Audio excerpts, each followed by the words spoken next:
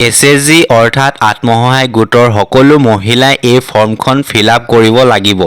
এই ফৰ্মখন হৈছে ইণ্টাৰনেশ্যনেল য়োগা ডে 2026 21 জুনৰ আগতেই ফিল আপ কৰাটো বাধ্যতামূলক। আজি আমাৰ এই ভিডিঅ'টোত কেনেকৈ ঘৰতে বহি নিজৰ মোবাইলৰ জৰিয়তে অতি সহজভাৱে মাত্ৰ 2 মিনিটতে কেনেকৈ ৰেজিষ্ট্ৰেশ্যন কৰিব পাৰিব সেয়া আপোনালোকক দেখুৱাম। ইয়াতে নামটো ৰেজিষ্টাৰ কৰিবৰ বাবে পোনপ্ৰথমে য়োগা ডে 2026 এই পেজটোলৈ আপোনালোকে পোনপ্ৰথমে আহি ল'ব লাগিব। এই পেজটোৰ লিংক মই ভিডিঅ' ডেছক্ৰিপশ্যনত দিয়া আছে, তাৰ পৰাই আপোনালোকে পোনপটীয়াকৈ ইয়ালৈ আহিব পাৰিব। ইয়াতে অহাৰ পাছত তললৈ স্ক্ৰল ডাউন কৰি ৰেজিষ্টাৰ নাও বটন আছে, ইয়াতে দেখিবলৈ পাইছে আৰু তাৰ তললৈ আছে এনেকৈ কৰি ৰেজিষ্টাৰ বটন।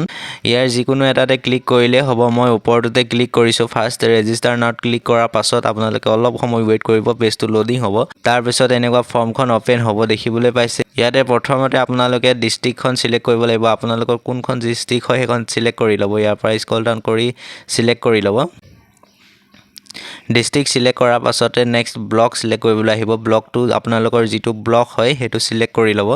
ব্লক চিলেক্ট কৰাৰ পাছত তাৰ ছাইডতে আছে GP গ্ৰাম পঞ্চায়ত যিটো হয় আপোনালোকৰ সেইটো চিলেক্ট কৰি ল'ব। ইয়াতে দেখিবলৈ পাইছে গ্ৰাম পঞ্চায়তসমূহৰ নাম ওলাই পৰিছে। ইয়াতে আপোনালোকৰ যিটো হয় চিলেক্ট কৰি ল'ব। পঞ্চায়তটো চিলেক্ট কৰাৰ পাছতে আপোনালোকৰ ভিলেজ যিখন গাঁও হয় সেইখন চিলেক্ট কৰি ল'ব। ইয়াৰ পৰা এই আটাইবোৰ চিলেক্ট কৰাৰ পাছতে শেষত আপোনালোকৰ এই গাঁৱত যিসমূহ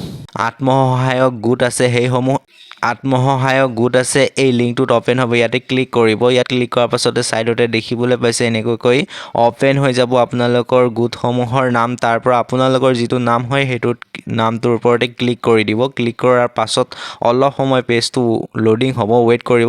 তাৰ তললৈ স্ক্ৰল ডাউন কৰি দেখিবলৈ পাইছে ইয়াতে যিসমূহত লিখা আছে দেখিছে ৰেজিষ্টাৰ বুলি, সেইসমূহ হৈ গৈছে আৰু যিসমূহ লিখা আছে ৰেজিষ্টাৰ নাও সেইসমূহ এতিয়ালৈকে ৰেজিষ্টাৰ সম্পূৰ্ণ হোৱা নাই। সেইসকলে ৰেজিষ্টাৰ কৰিব লাগিব। তাৰ ৰেজিষ্টাৰ নাও বটনত ক্লিক কৰি দিব তাৰ ওপৰতে। তাৰপাছত অ'কে কৰিব। অ'কে বটনত ক্লিক কৰাৰ পাছত অলপ সময় ৱেইট কৰিব। এনেকৈ পেজটো অপেন হ'ব দেখিবলৈ পাইছে। ইয়াতে তললৈ স্ক্ৰল ডাউন কৰিব। মোবাইল নাম্বাৰটো ইয়াত এণ্টাৰ কৰিব লাগিব। মোবাইল নাম্বাৰটো দিয়াটো কম্পালচৰি। এইটো দি আপোনাৰ যিটো মোবাইল নাম্বাৰ হয় এইটো ইয়াতে এণ্টাৰ কৰি দিব। এণ্টাৰ কৰাৰ পাছত তাৰ তললৈ দেখিবলৈ পাইছে ইয়াতে চেলফি একপি ইয়াতে আপলোড কৰিব লাগিব আপোনালোকে। ইয়াতে ক্লিক কৰি আপোনালোকে কেমেৰা বুটনত ক্লিক কৰি নিজৰ চেলফিটো লৈ ল'ব। তাৰ চেলফি লোৱাৰ পাছতেই আপলোড কৰি দিব।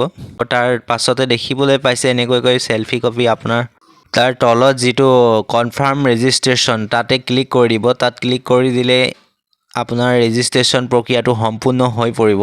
শেষত এনেকৈ ৰেজিষ্টাৰ্ড বুলি শ্ব' কৰিব।